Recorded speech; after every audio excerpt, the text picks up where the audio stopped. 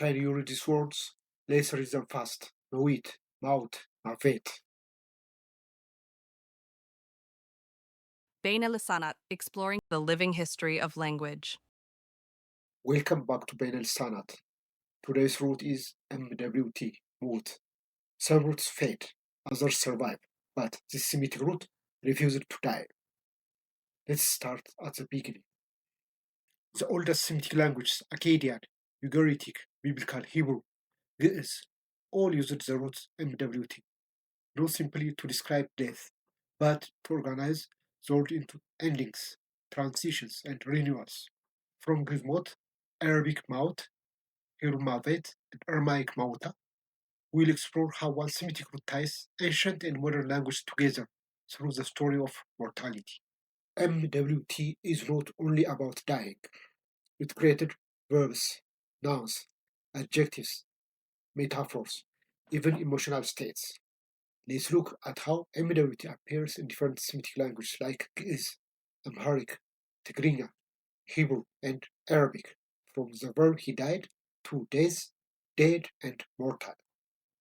For the verbal noun to die or dying, we say Mawit in Ge'ez, Mamot in Amharic, Mumuat in Tigrinya, Lamut in Hebrew.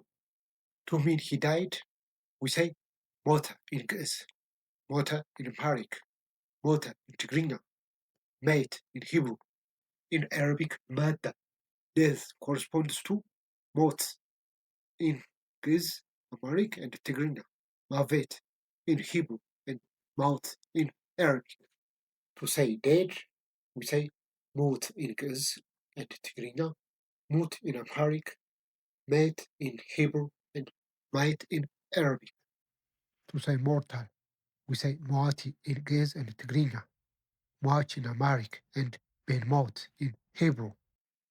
Hebrew doesn't use a single lexical item for mortal, but instead expresses it as Ben Mavet, literally son of death. What is striking is that in this construction, Hebrew often shortens the term to Ben Mot, a form that contains the exact root mot used for death in Ethio-Semitic languages such as Ge'ez, Amharic, and Tigrinya. This shared root reveals an interesting linguistic continuity. Across both Hebrew and the Ethio-Semitic branch, Mot stands as a core Semitic imprint for the concept of death. Even though Standard Hebrew typically uses Mavet, the preserved form Mot. This idiom underscores the profound closeness of these languages. The expression thus becomes more than a phrase.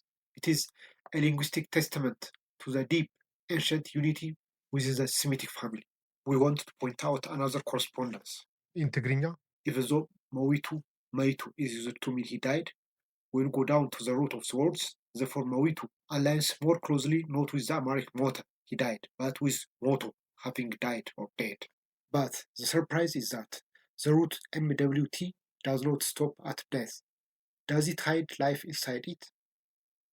MWT exists as long as life is there. Now we inspect the simplest form he died. One short phrase that echoes across all Semitic tongues, unchanged for thousands of years. We say it as follows.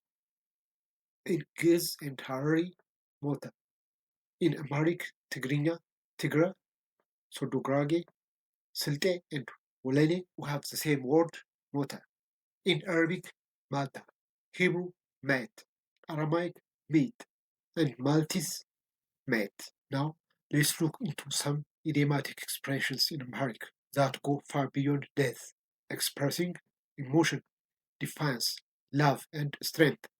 The following are typical examples. بموت المطعم, I will never come. يموت he deeply loves her. موت الهدو, voracious eater. موتكو, I'm exhausted, done for. Mut, I swear it's true. From Mut to Mavet, from Mait to Mut. The Semitic root MWT teaches us that languages remember what humans fear most and accept most, death itself. Today, we traced how one ancient Semitic root, MWT, travels across continents and centuries, shaping words for death, dying, and mortal life. yet also shaping idioms of love, defiance, and truth. We'll now move to a discussion question. When you hear the word death, which of these ideas resonates most with you? Fear, honor, or rest? We'd love to hear your perspective. Thank you for watching. Subscribe to Bain El Sanat to see how we connect the world through words. Like, share, and join our journey into the living history of language.